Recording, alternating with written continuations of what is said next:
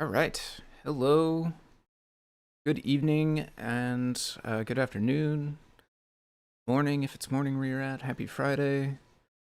We are here for another deep dive. Let me wrangle two of the chat windows.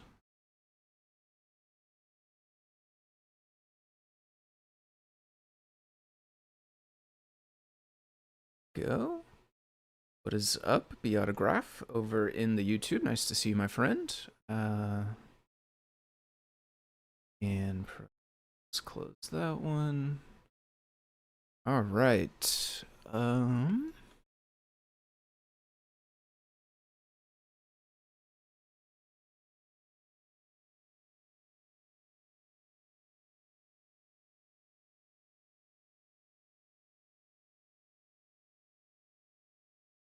Go. I think we are ready. So, welcome. First of all, thanks to everyone watching. If you are new and have not watched this live stream before, this is a weekly live stream called The Deep Dive. It was started by Scott Shawcroft, the lead developer of CircuitPython. Scott is out right now for parental leave. He's working a really reduced schedule, so he is not doing deep dive streams. And I am here filling in as I do when Scott is not around for deep dive, if I can. This live stream was kind of started as a way to show the development work that is ongoing in the CircuitPython world. When Scott is around as the lead developer, you can imagine he's typically working at quite a low level on cutting edge stuff, whatever is kind of upcoming in CircuitPython itself, not actually even ready to be used yet or anything.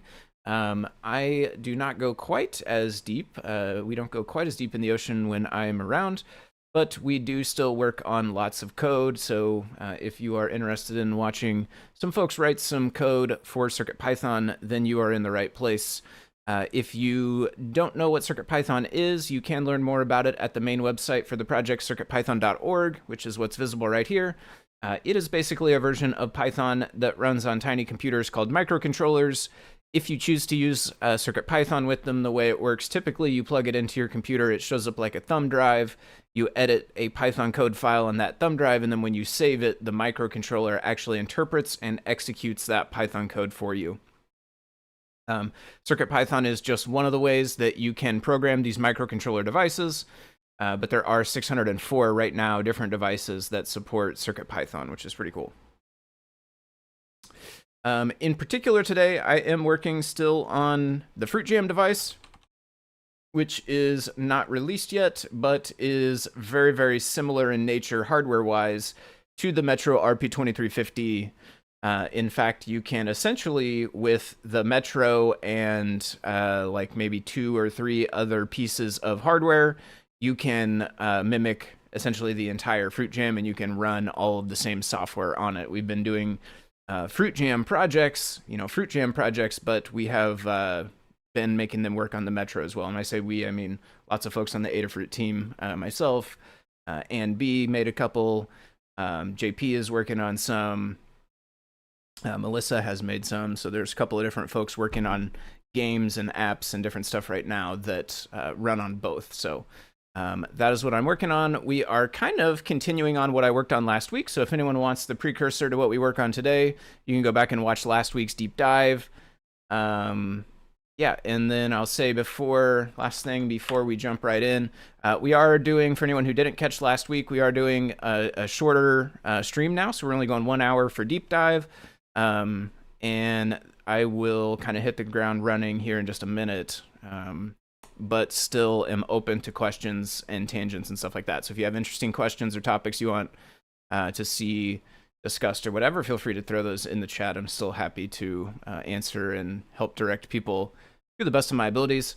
And as always, we'll say thanks to Adafruit. Adafruit is a hardware and software company based out of New York.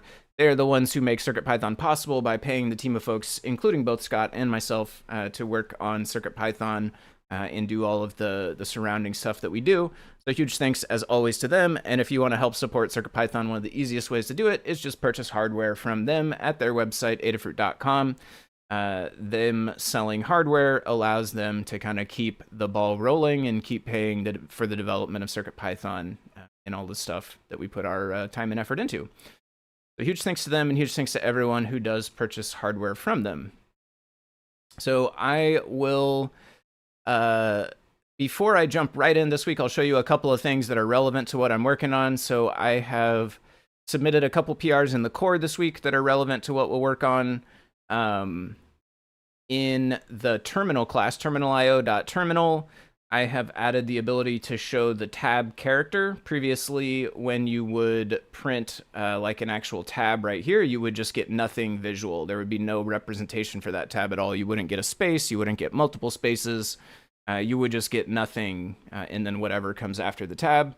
I have submitted a PR now that adds support for turning tabs into 4 spaces visually, which is a relatively common thing that they do. And this was all in the aim of integrating tab support into the editor, which we worked on last week. The other PR that I have in to the core this week that's relevant to what I'll do here is with Tile Palette Mapper, I should say. For anyone who doesn't know Tile Palette Mapper, this is a core module that I started working on a couple of months back, and it's basically a way to, with a tile grid, to map each tile in the grid to a different palette, essentially. So you have one main palette, but then each tile within the grid can be remapped to different, each index within the palette can be remapped to a different index. So you can go and say, index 0, for that, instead use index 5, or for index 7, instead use index 1, or whatever.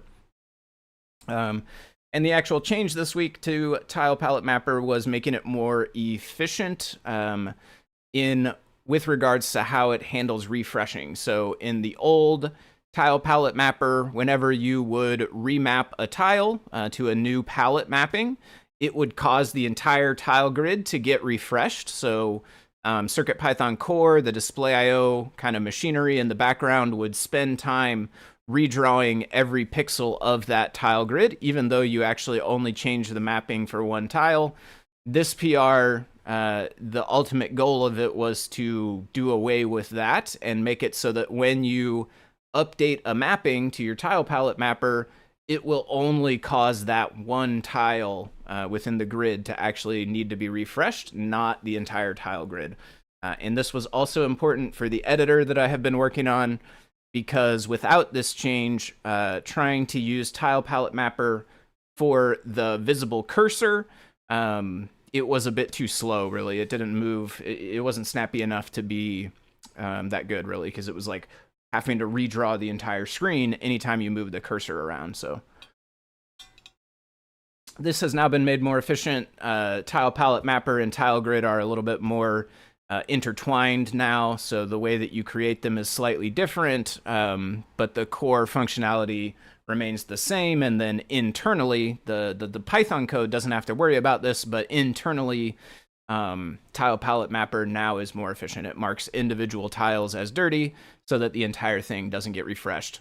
And then 2 more that I'll show you before we dive right into code is a couple of libraries that were published this week. CircuitPython argv file. So if anyone caught last week's stream, last week's deep dive, I should say, this is basically what I was working on, was this ability for argv files to kind of control other scripts to make them launch into different things. We were going back and forth between the editor and the launcher and the bootpy, saving these argv files and having them launch different things based on the values of these arguments. Last week, I did not have this in a library. We were just doing it right in the code. This is now encapsulated in a argv file library, which has super simple write argv and read argv functions. So no more, you don't have to worry about coming up with the name. You don't have to read the values out of it and parse the JSON and do all of this stuff. All of that is now contained inside of here. When you want to write some args, you just go write argv. You say, this is the Python code I want to write the args for, and then you give it the list of actual argument values. And on the read side, it now works the same way. You just go args equals read argv. You pass it the old double dunder file option there, and then you'll get back the list of arguments. It will automatically read the file for you. It will parse them. It will delete the file because we only want to read it once, right? These are kind of mimicking args, which are you know, actually in RAM really more so than a file. We're just kind of using a file to fake it. So we want to make sure to delete it though, so that we don't read the same file again next time and kind of do the same thing.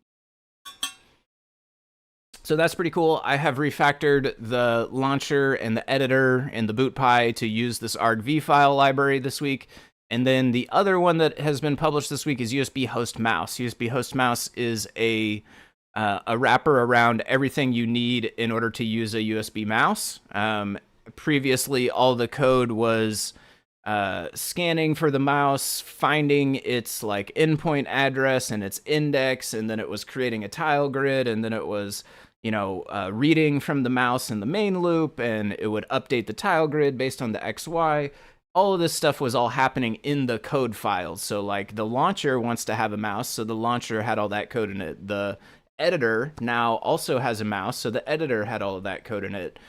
You know, the memory game, the match 3 game, a couple of these other projects that I've worked on before had mouse handling, and so they had all of the same code essentially that was all just responsible for the mouse. And I have now encapsulated that in a helper class so that you can just go, you can even call this helper function here, find an init boot mouse.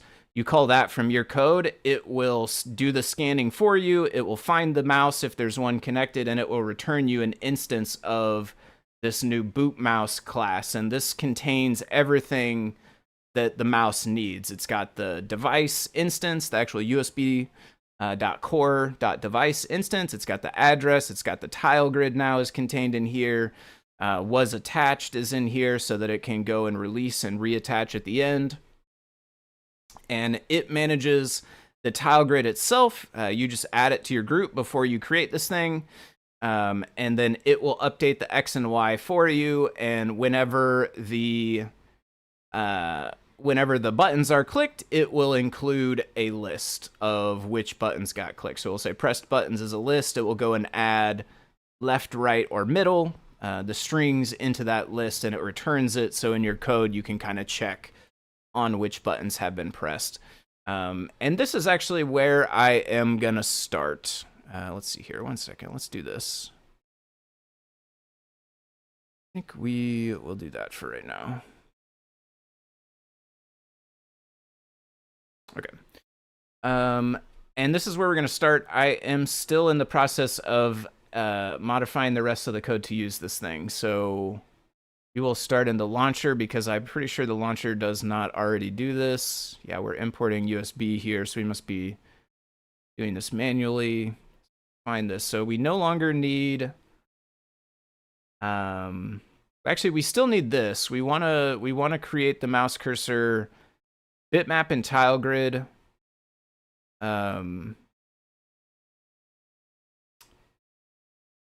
We could keep it in the center. I've actually been moving it to the top right corner to get it kind of out of the way.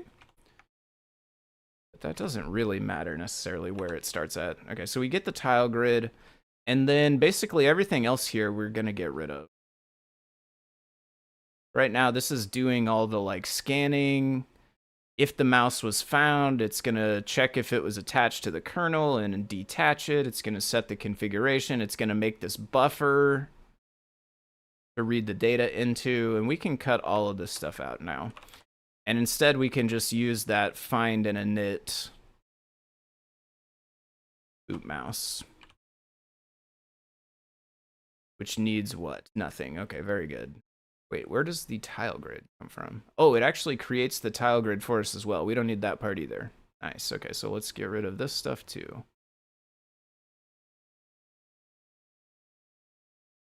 Rid of all of that as well. We won't need this anymore. We won't need this anymore.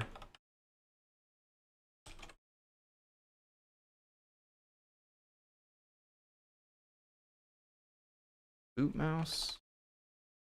Oops.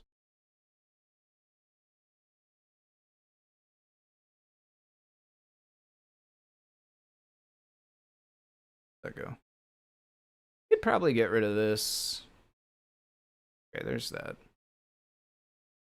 We do still have a few more things we need to do. We should catch the result of this mouse and We also need to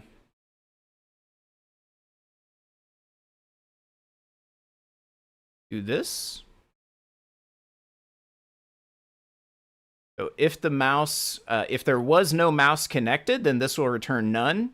If there was a mouse, then it will return an instance of boot mouse. So it's got the tile grid and the object. It's got all the stuff ready to go. This is moving it to the top right corner. Like I was saying, this kind of just gets it out of the way a bit. I think that's fine for now, truthfully. We could maybe go back to the center. Truthfully, in the center, it's a little bit in the way, though. Main group append. Yeah, so we do need to do that. The tile grid gets created inside of here now. We still want it to show on the display, so we add that to our main group. That's all we need here, actually. And then the other bit that we can change is going to be, well, we can change our at exit. We can do this differently. This is now going to be if mouse is not none, then we can just call mouse.release is the function on that boot mouse class. So that will take care of reattaching to the kernel if that is necessary. I think that that's really mostly needed if you're using a mouse keyboard combination. As far as I understand it, the kernel doesn't attach to mice, only keyboards. But if you have a combo device, then that's very important to make sure it keeps working. I think we can probably get rid of that ultimately, but I will comment it in case we break something first. So here we do read from the mouse, and really all we need to do now is, so to start, we're just going to say pressed buttons equals mouse.update. So this will update the tile grid for us. We don't need to do this anymore. We don't need to do anything with buff. We don't have count 0. We're really only interested in a left click right here. This project doesn't use middle click or right click, so we can just say if left in pressed buttons. Then we know it will be a left click. This doesn't happen here anymore. This is now inside of update. We need to get the X and Y from this, which has properties. We can just say mouse.x and y.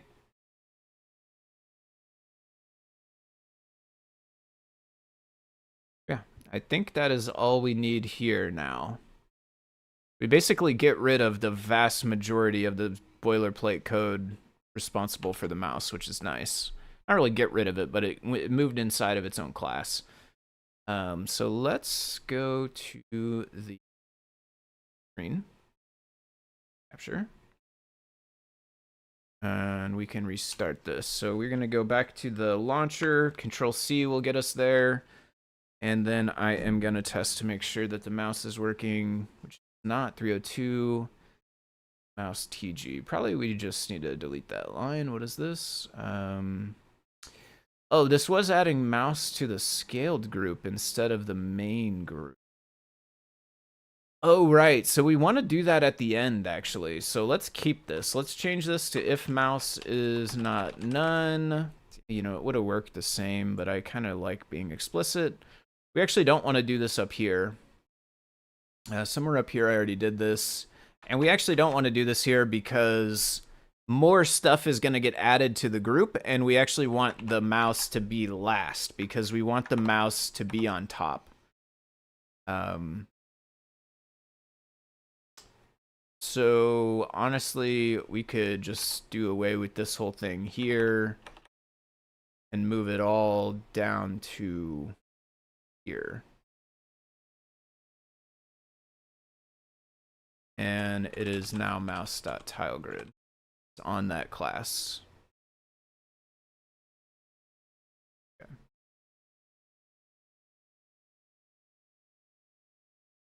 That again.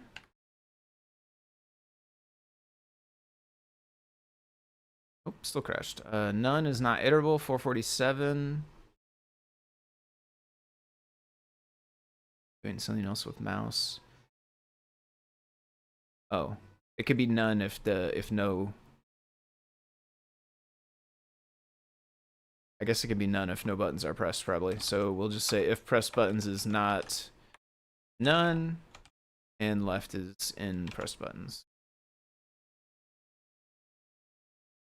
Maybe it should return an empty list.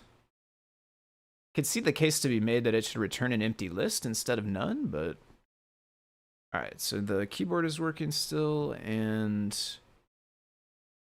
the mouse is also working still. Nice. Okay, so far. Let's actually, I don't even know if the arrows were ever hooked up. That might have just never worked, actually. Let's try Matrix if I click this. Oh, that crashed. Probably, let's see, why would that crash? That might be the tile palette mapper change. Yeah. Oh, in fact, that was me testing code that's supposed to make it crash. So good job, it does crash. Let's make it uncrash.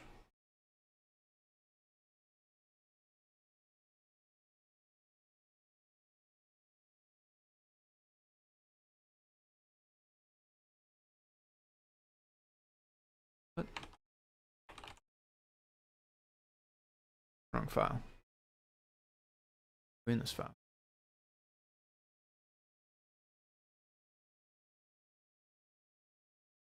Okay, here we go. So I created the second tile grid here. This is actually unnecessary. The whole purpose of this was to make sure that adding the tile palette mapper to a second tile grid would raise the proper exception. It does. We got the mouse.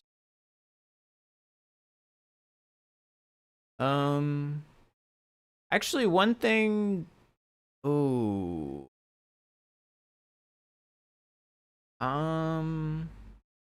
I think we should add the mouse to main group instead of scaled group. Did I change that to go to scaled group? I did. I think that should be main group because, well, so basically the problem we have is that internally the mouse object is clamping to the display size, but if the mouse is in a scaled group, then that clamp is going to be twice as big as it should be. So technically the mouse, like in the left and the top, it does not allow it to go off of the screen, and it's actually intended to do the same thing on the right and the bottom, but it's not working because the mouse is in the scaled group, which means it's actually off the screen twice as fast as it thinks it will be because it has half the amount of space to work in that it thinks. And if we wanted it to be able to do that, we would have to add a way in the mouse class for you to set the group scale, essentially, that it belongs to. Because an object doesn't know its parent scale. So the mouse tile grid just doesn't know that it is scaled. We would have to tell it if we want to deal with that. Honestly, though, the mouse is huge, and I think that just using main should be. Let's make sure this isn't dividing.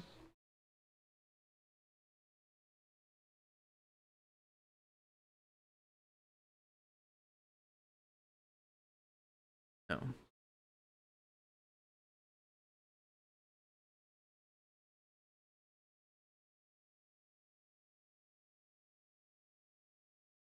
Interesting. I'm kind of surprised that was working correctly. I think I'm surprised that was working correctly. That would have worked, but it was working, so that's weird. Okay, now we have a smaller mouse, which, like, it is comically small compared to the rest of the stuff.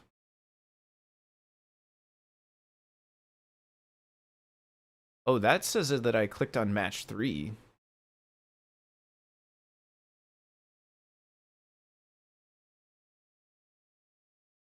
Okay. So something was actually... Maybe we should not do that.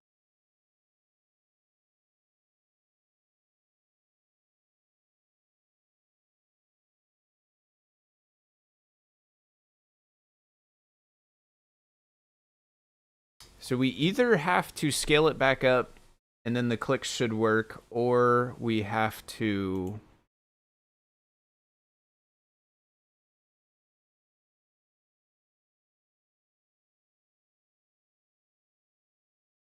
adjust the logic.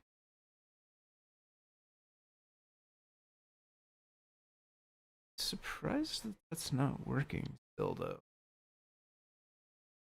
So menu grid, which cell contains mouse X and mouse Y?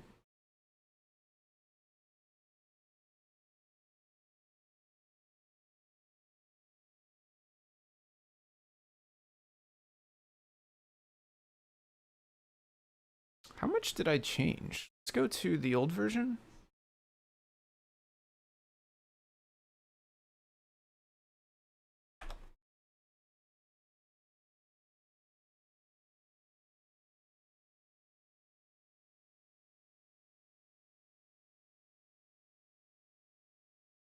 Was this dividing before?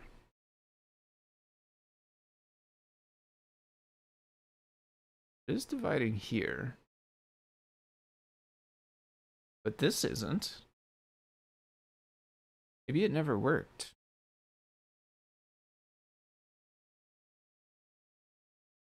Okay, we can find out if it worked by just putting it back in the scaled group. I mean, it worked for matrix. Let's try one that's not in the top left, maybe. Put it back in the scaled group.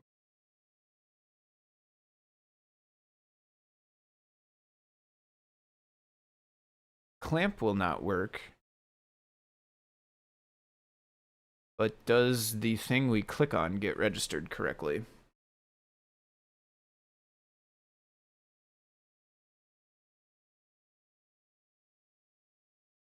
Okay. Yeah.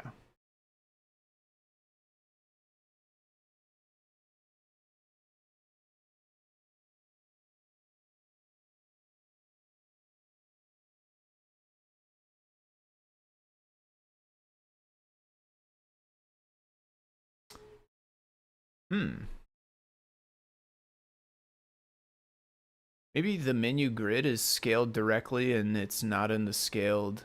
Oh, it's in the scaled group.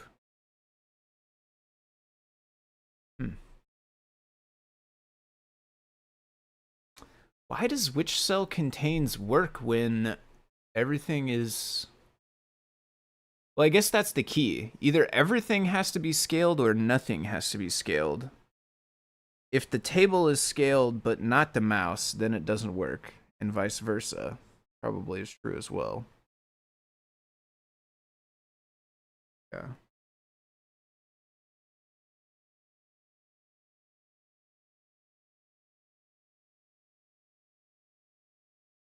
Okay. Let's leave the mouse big.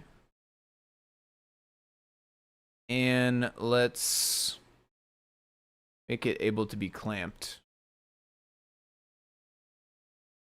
So let's go to mouse class. Throws me off having apps in here and it coming before lib. I'm used to lib being kind of the top of my drive, basically. Okay.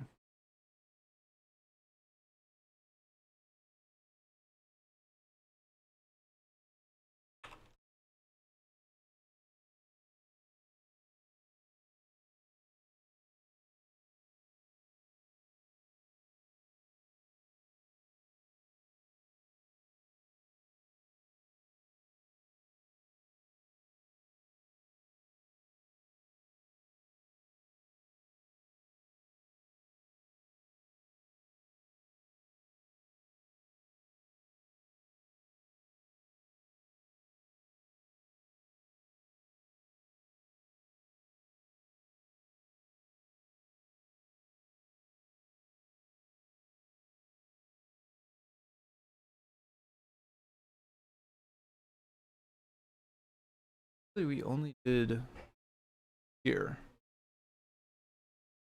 Ones aren't scaled. Okay.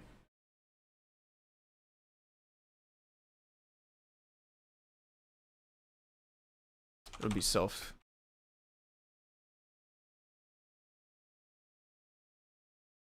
So now after we have the mouse, if we set it to scale 2, go back to being clamped correctly. Let's do it in here. I don't think it really matters where we do it.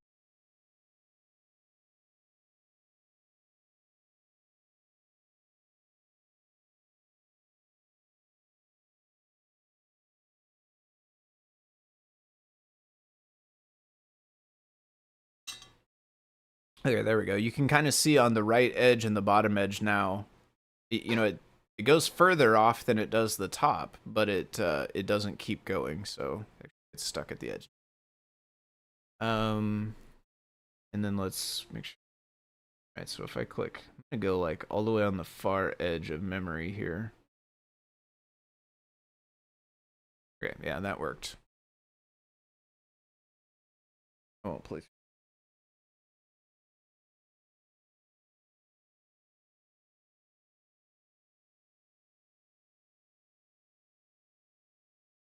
Okay, very good. This is now using mouse. Next thing that I would like to do is run build over here on FruitJam OS, because now that argv file and USB host mouse exist and are published, this should automatically include them in the downloaded bundle, but I haven't had a chance to test that yet. We're gonna make sure that works.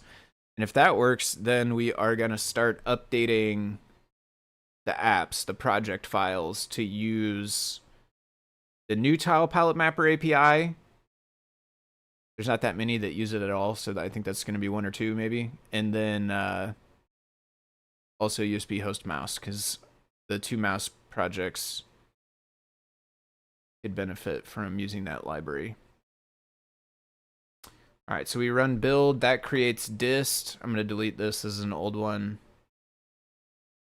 Go here and make sure, yeah, okay, those got built just right now. Unzip. All right, so lib, this should have now argv file, it does, and also USB host mouse, and it does. Awesome. Okay, very good. Actually, one more thing that we could do before we go to there is I have an update for USB host mouse. Let's do that and PR it and make it real fast. Like there's some code already here. What is this? Okay, I didn't have a setter before apparently. That's in my copy here.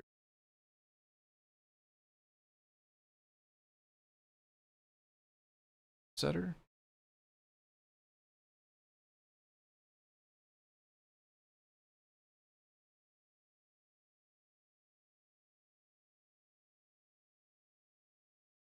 Okay, so the changes for this can accept scale in the constructor, although you don't have to use the constructor if you don't want, right? The find thing up here, kind of the easiest way to do it, but the find thing calls the constructor.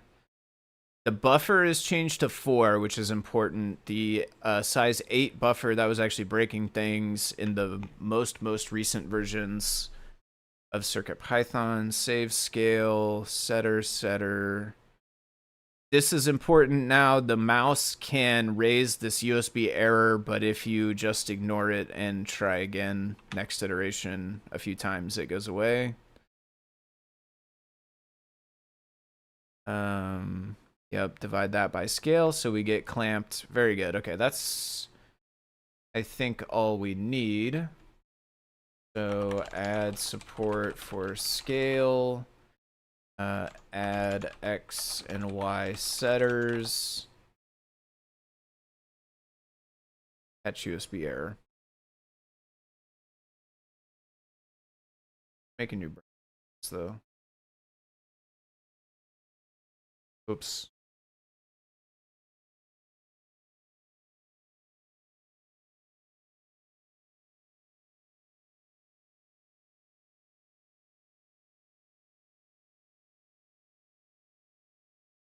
Let's see. Very descriptive right now, so I'm just gonna say updates.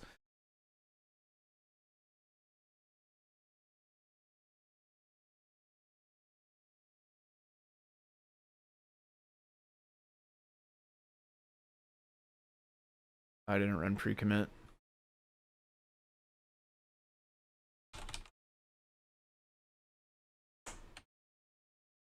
Oh, that either.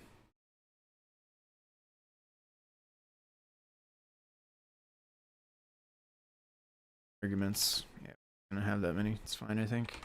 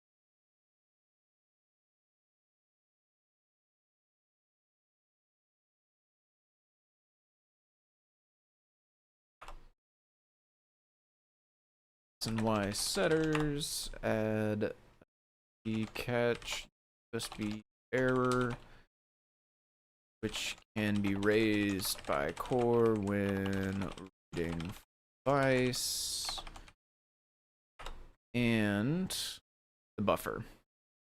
Change buffer size.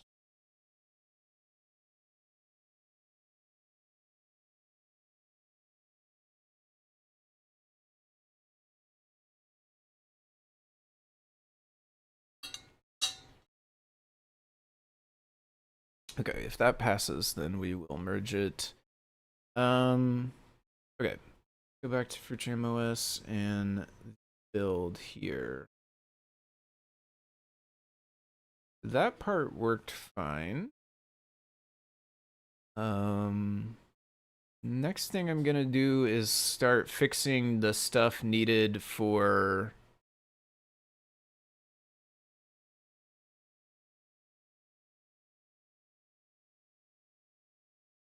the tile palette mapper change, that PR that we looked at a little bit ago. So the matrix is one thing that definitely uses tile palette mapper. So right now it created the tile palette mapper here. The original API, it passed in the height and width, and then it used that tile palette mapper as the pixel shader for a tile grid. The new API is you do not do this anymore. You don't have to pass width and height, and in fact, you can't pass width and height. But you still pass the tile palette mapper here. And inside of here, technically, is where this will finish getting initialized. All right, I am gonna go to Learn Guide repo and start a branch for this.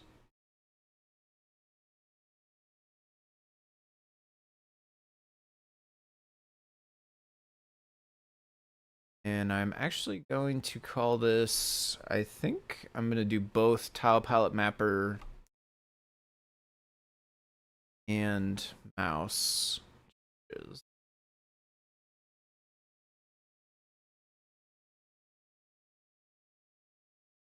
Let's not do them together, actually. Scout-B tile palette mapper API update.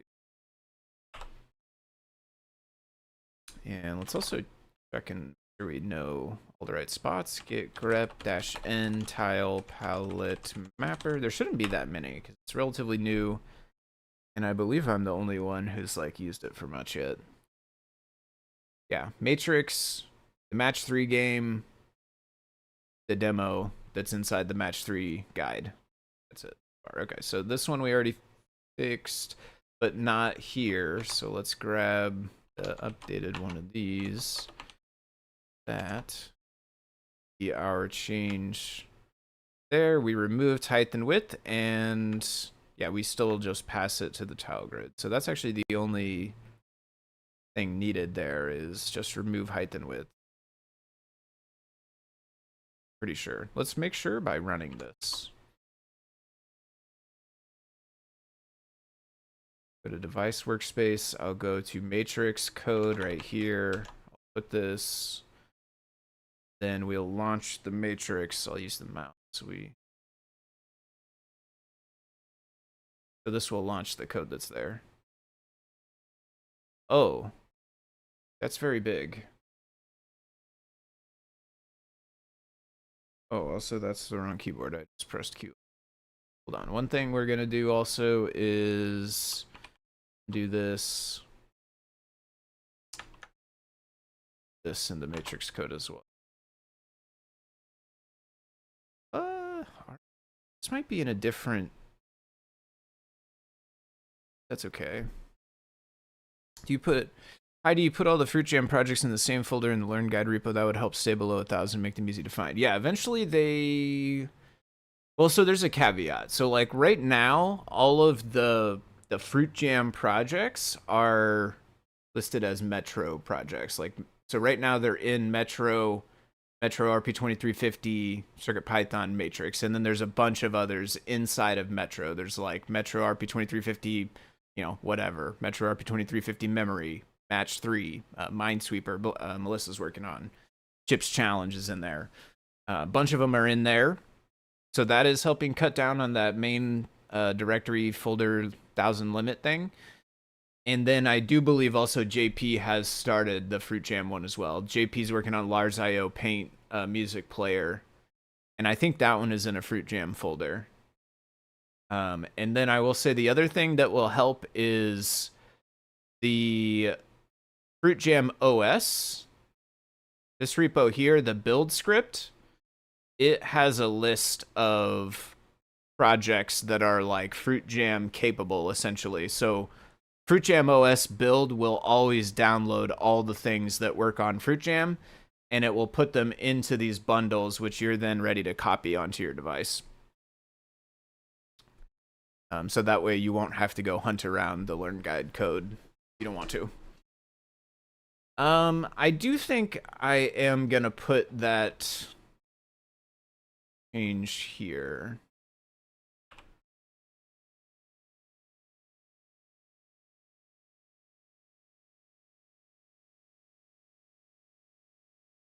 So request display configuration. This was from Fruit Jam peripherals.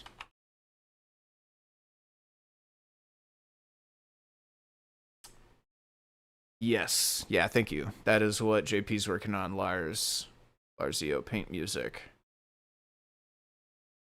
And that will be, even though it's in a different folder in the Learn repo right now, that will also get added to the build script thing. So like that will download as one of the ones that comes with Fruit Jam OS. Okay.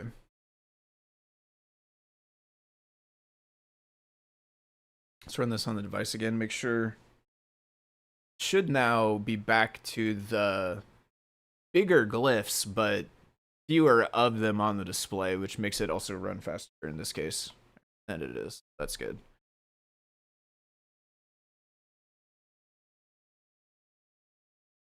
Okay, and then we need to fix the other usages of tile palette mapper. Match 3 game.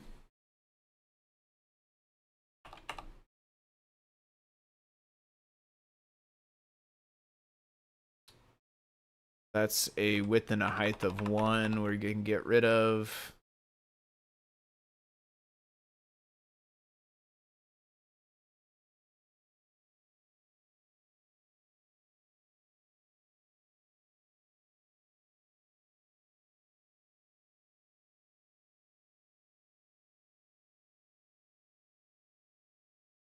Might be all that we need in this file. I think there's only one that gets created. Yeah. Helpers. So this also has this. Let's see. Match 3 card. It does create a mapper. Why do we have this here? Oh, is this for the mice? Yeah, this is for the mice. We're gonna Yeah, eventually we're going to do that to move this over to use the mouse library, but I'll do, like I said, I'll do one thing at a time. The tile palette mapper we'll fix first. This one, same thing. This is 1 by 1, so we get rid of this. The rest is actually fine, so mapper will get passed to...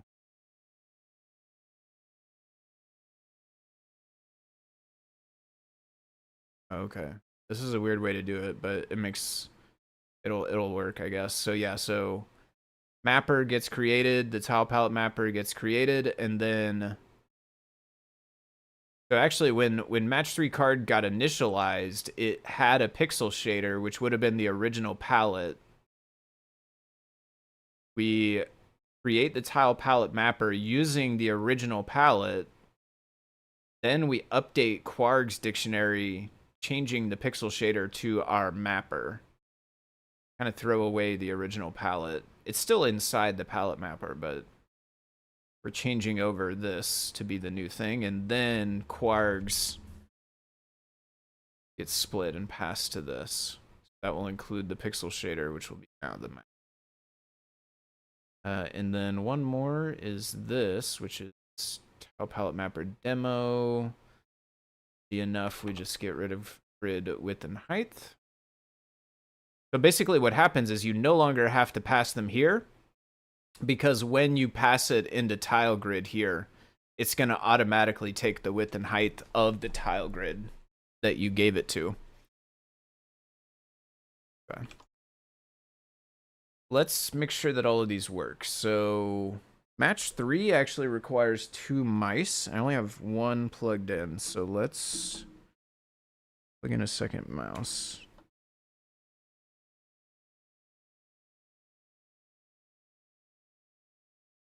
And try the code. And actually, we want to get both match 3 code and match 3 helpers. Whoops, too far.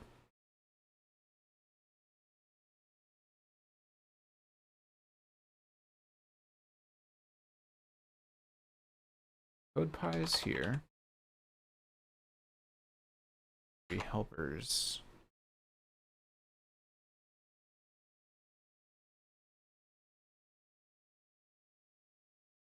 Uh-oh. One time before the device locked up.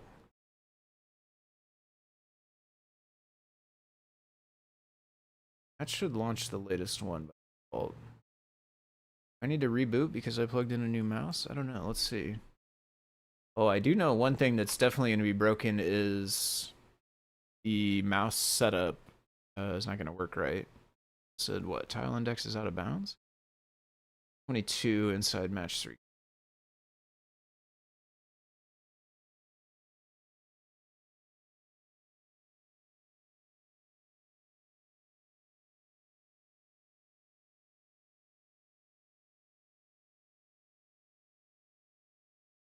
Oh, okay. So because essentially once you create the mapper here, you cannot actually do this yet. You need to wait until after you put it on the tile grid before you can set any mappings to it. Because until you put it on the tile grid, it doesn't have a width or a height, which means it doesn't know how many mappings it actually holds. I think that should fix it, though.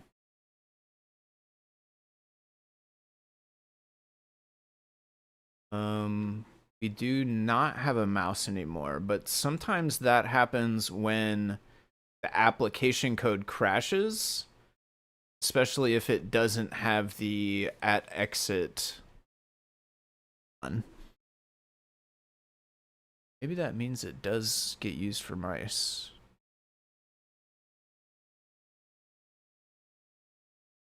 Here. Oh, actually, this is just not working. Oh.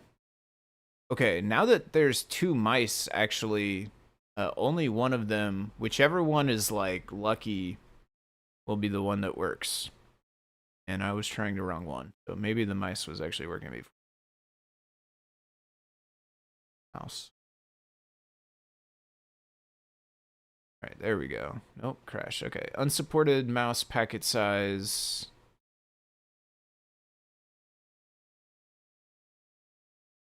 0, must 4 or 8.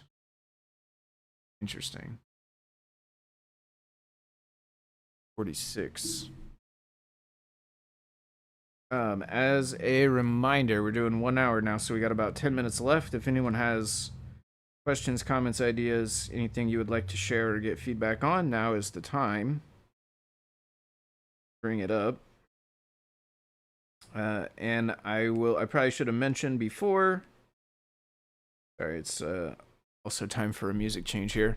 I should have mentioned before, probably the chats, the only two chats I can see are Discord and YouTube. So I know we're streaming in a few more places than that. I apologize if there are folks watching on other platforms trying to chat, but I can only see Discord and YouTube. So that is the place for questions, comments, ideas, anything else you want to share. 346. So this is something that will eventually go away.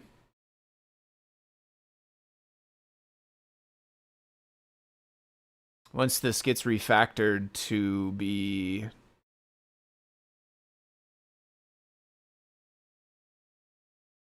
using the mouse mouse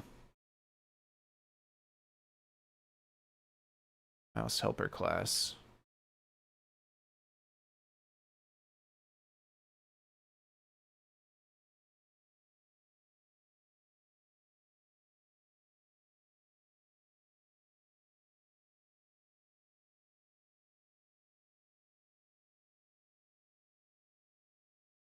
But I am trying to just fix the tile palette mapper right now. I don't want to go too far down the road of also refactoring the mouse at the same time.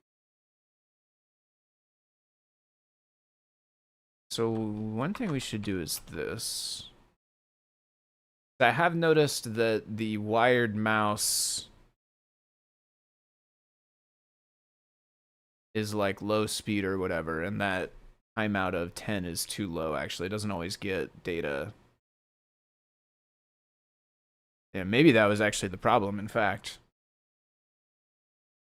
Yeah, okay, so I have yellow mouse there. I have blue mouse there. Okay, yeah, it looks like that might have actually been the problem. Oh, but now this is broken. I'm pretty sure this is the thing about... I'm pretty sure we're getting the wrong read count here.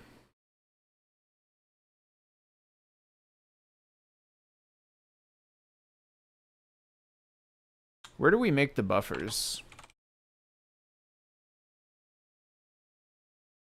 These need to be 4, I'm pretty sure.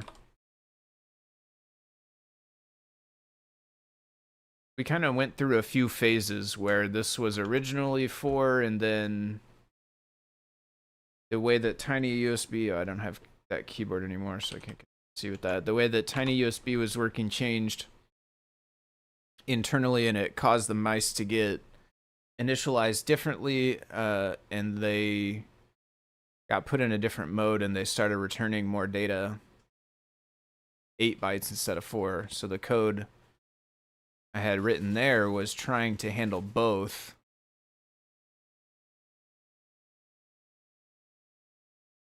The old one that was 4 and the newer one that was 8, but it also ended up changing back. So now the 8 is no longer in the mix. That'd be 0. I think it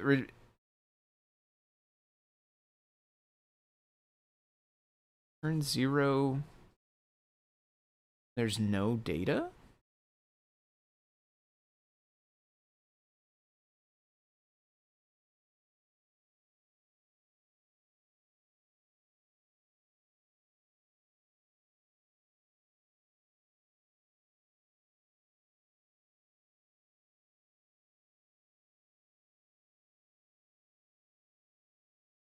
Yeah, and so again, like the tile grids, all of this eventually will not have to be here, but I'll leave it.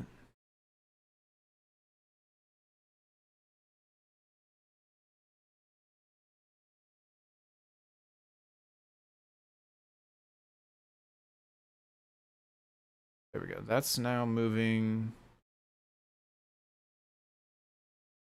They both move, and they both move correctly. Go. Oh. Untype is not subscriptable. Came from state 363. It's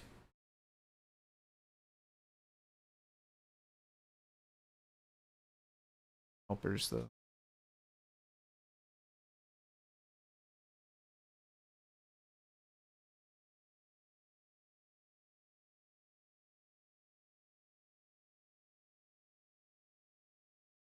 I'm guessing that it just failed to load the game correctly.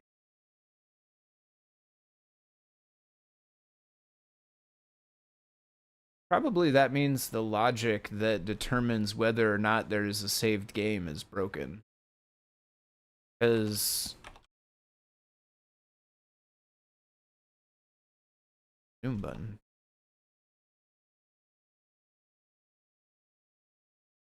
Yeah, so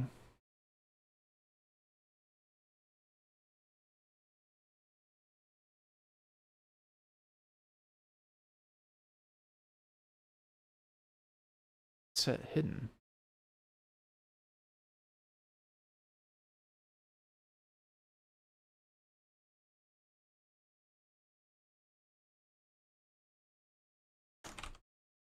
This has no resume button. How does it get?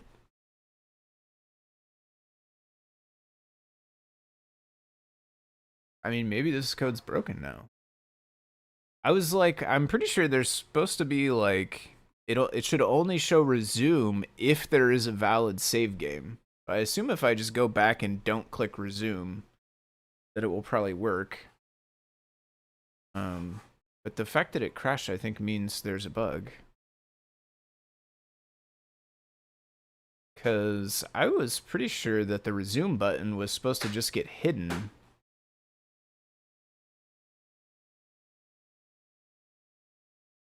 Especially because we saw this logic says if it's not hidden and you click it, then do something.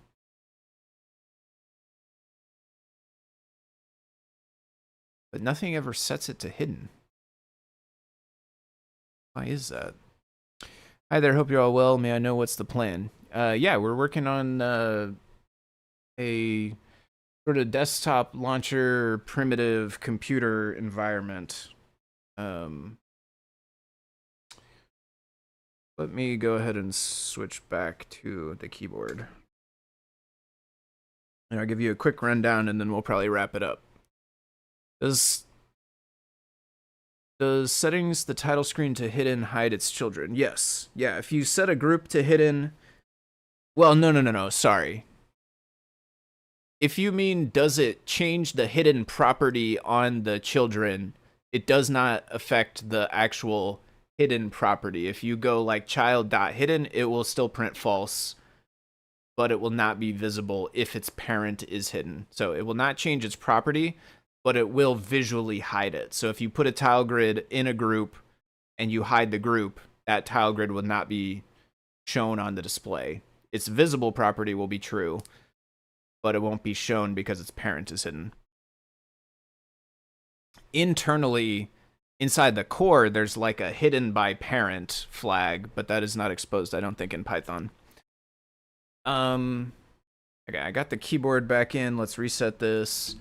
So over on YouTube, let's see, my apologies if I mispronounced your name, but it looks like Saud Khan over on YouTube says, may I know what's the plan? Yeah, so we are working on Fruit Jam device, which is like an all-in-one desktop computer-ish microcontroller device. And specifically, I'm working on the launcher and the editor and the integration of all the different apps.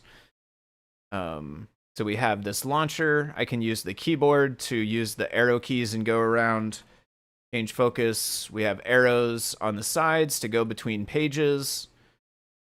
And then we also have an editor, so I can press E on the keyboard. It will open up the editor. We can modify the file that's here. So this is like a hello world file. This even actually supports mice as well. Gotta use the mouse that's actually plugged in still. But like I can click here, I can go make changes to the code. I can run the code with Control R. It's actually not going to recognize the change because I didn't save it. I can Control C to quit back out of that and go back to the editor. So it's kind of like a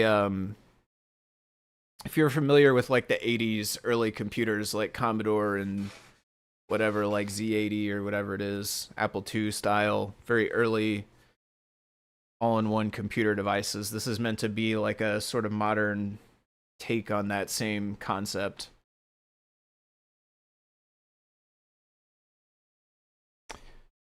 Pronounced it perfect. Nice. Good to hear. Okay. I'm pretty sure I must have like an out-of-date version, I'm guessing. See if I have a newer version on. I have a match 3 on here. So I had to wipe the fruit jam at one point. And actually I did a lot of the work for match 3 on the Metro.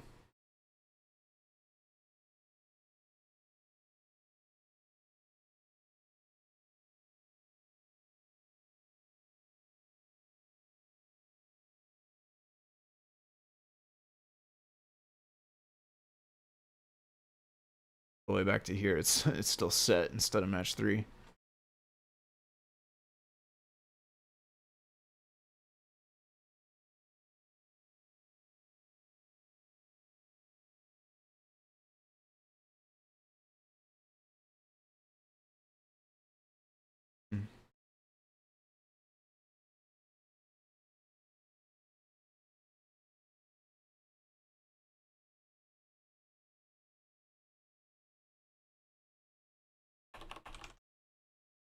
I didn't have a resume button. Okay.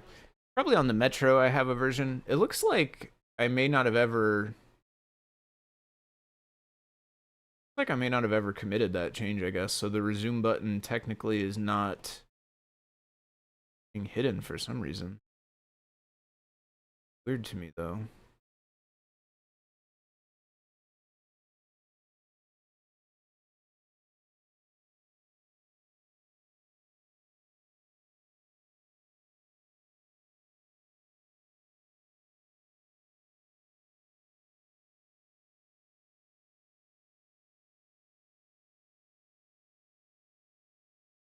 But we do pass a game state to here.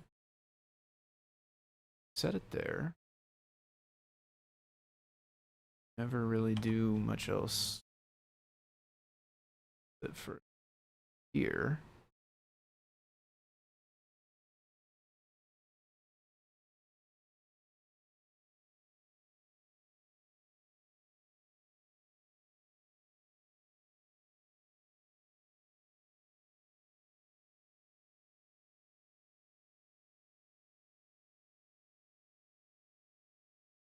Actually, it might still crash if we click new game also because it's going to try to delete a file that may not exist. But anyway, we are pretty much at time. So let me catch up on the chat. Got it. Is this you who developed the whole app software? I developed a good portion of what's here, but not 100% of everything. So I did the initial version of this desktop launcher. But Scott, the person who normally does deep dive, did modify it a bit to have it read from a directory instead of before, like the way it was originally. It had a JSON config file.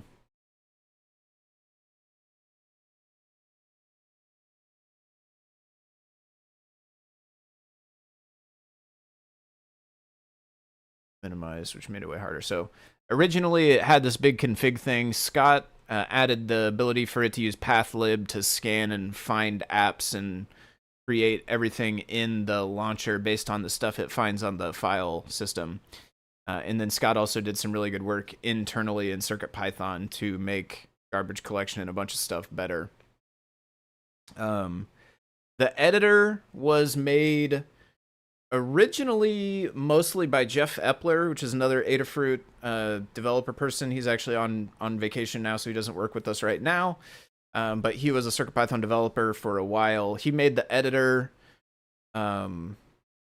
It's built on top of a thing called Dang, which is a subset of the Curses application framework, an ASCII sort of terminal application framework. So Jeff created, I'm pretty sure Jeff created Dang, the CircuitPython version of that Curses framework, and then built the editor to go with it.